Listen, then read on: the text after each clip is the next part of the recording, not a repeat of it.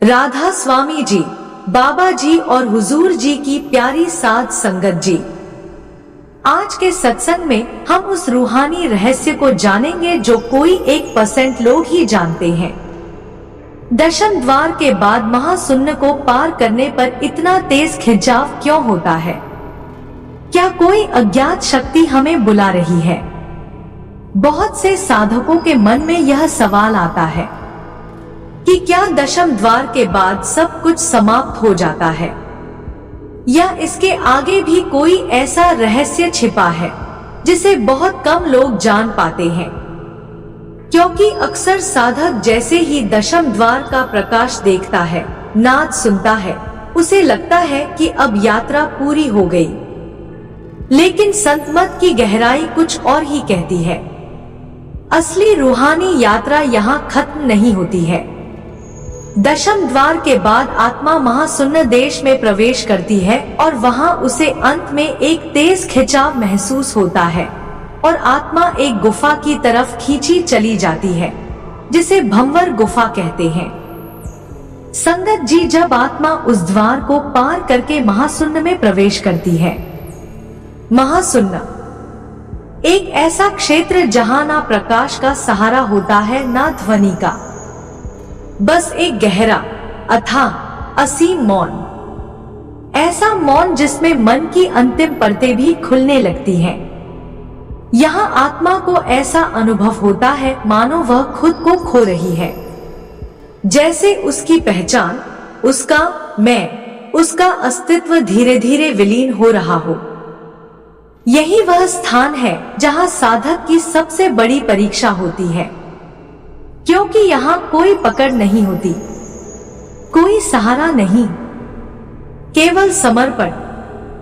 और अगर साधक यहाँ टिक गया, अगर वह सिमरन में स्थिर रहा, तो यही महाशून्य उसे आगे धकेल देता है, एक ऐसी दिशा में जहां से एक नया अनुभव शुरू होता है, एक खिंचाव, एक पुकार जो शब्दों में नहीं लेकिन आत्मा तक सीधे पहुंचती है। और यही खिंचाव आत्मा को भंवर गुफा में ले जाता है। भंवर गुफा, संतों ने इसे कोई स्थान नहीं बल्कि एक अवस्था कहा है, चेतना की वह गहराई जहां सब कुछ एक दिव्य भंवर की तरह घूमता हुआ प्रतीत होता है। लेकिन यह घूमना बाहर की ओर नहीं, भीतर की ओर होता है, अपने स्रोत की ओर। यहाँ आत्मा को ऐसा अनुभव होता है जैसे वह किसी अदृश्य झूले पर बैठी हो, जो लगातार उसे ऊपर की ओर खींच रहा है। और इसी भंवर गुफा की यात्रा को संत मत में 3 गहरे चरणों में समझाया गया है। पहला चरण है महाशून्य के बाद का समर्पण और सूक्ष्म मार्गों से गुजरना। जब आत्मा उस गहरे मौन को पार करती है तो उसे कुछ अत्यंत सूक्ष्म रास्तों से गुजरना पड़ता है, जैसे हंसनी सुरंग और रुक्मणी सुरंग। यह कोई भौतिक रास्ते नहीं होते, बल्कि चेतना के वे स्तर होते हैं जहां हर अनुभव शब्दों से परे होता है। यहाँ प्रकाश दिखता नहीं लेकिन महसूस होता है, ध्वनि सुनाई नहीं देती लेकिन भीतर गूंजती रहती है। आत्मा यहाँ पूरी तरह गुरु की कृपा पर निर्भर हो जाती है, क्योंकि यहाँ बुद्धि काम नहीं करती, केवल अनुभव चलता है। दूसरा चरण है सोहंग नाद में लीन होना। जैसे ही आत्मा इन सूक्ष्म मार्गों को पार करती है, वह भंवर गुफा के केंद्र में प्रवेश करती है और यहाँ एक अद्भुत परिवर्तन होता है। जो मौन था वह अब नाद बन जाता है, एक सतत ध्वनि जो कभी रुकी ही नहीं थी, बस अब आत्मा उसे सुन पा रही है। सोहम, सहंग, जैसे कोई बहुत मधुर बांसुरी भीतर ही भीतर बज रही हो। यहाँ ध्यान प्रयास नहीं रहता, वह प्रेम बन जाता है। आत्मा अब उस नाद के साथ बहने लगती है, जैसे कोई लहर सागर में विलीन हो रही हो। अब उसका मैं धीरे धीरे समाप्त होने लगता है। वह कहने लगती है, जो मैं था वह अब नहीं, और जो तू है वही मैं हूँ। यही वह अवस्था है जहाँ आत्मा अपने वास्तविक स्वरूप को पहचानती है। और तीसरा चरण है दिव्य चेतना के द्वीपों का दर्शन। जब आत्मा इस नाद में पूरी तरह लीन हो जाती है, तब उसके भीतर एक नई दृष्टि खुलती है। वह ऐसी अवस्थाओं को देखने लगती है जिन्हें संतों ने हंस द्वीप कहा है। यह कोई बाहर के लोक नहीं, बल्कि चेतना की वे अवस्थाएं हैं जहां हर अनुभव एक आनंद में बदल जाता है।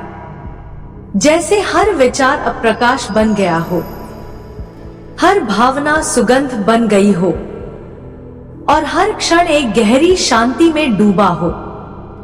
यहाँ आत्मा को अपने सद्गुरु के दिव्य स्वरूप के दर्शन होते हैं। लेकिन यह दर्शन आंखों से नहीं होते, यह अनुभव से होते हैं। एक मौन संवाद जो सब कुछ कह देता है, और यहीं से आत्मा को अगली दिशा मिलती है, सतलोक की ओर। लेकिन यह पूरी यात्रा केवल जानकारी से पूरी नहीं होती, यह अनुभव से खुलती है। और अनुभव के लिए आवश्यक है सिमरन, ध्यान और भजन। सिमरन मन को स्थिर करता है, ध्यान आत्मा को प्रकाश से जोड़ता है, और भजन उसे उस अनहद नाद में लीन करता है। यही तीनों साधना के पंख हैं, जिनसे आत्मा इस गहराई को पार करती है। और सबसे महत्वपूर्ण है सद्गुरु की कृपा, क्योंकि यह मार्ग तो क्या, यात्रा भी सद्गुरु की दया मेहर के पूरा कर पाना मुश्किल है।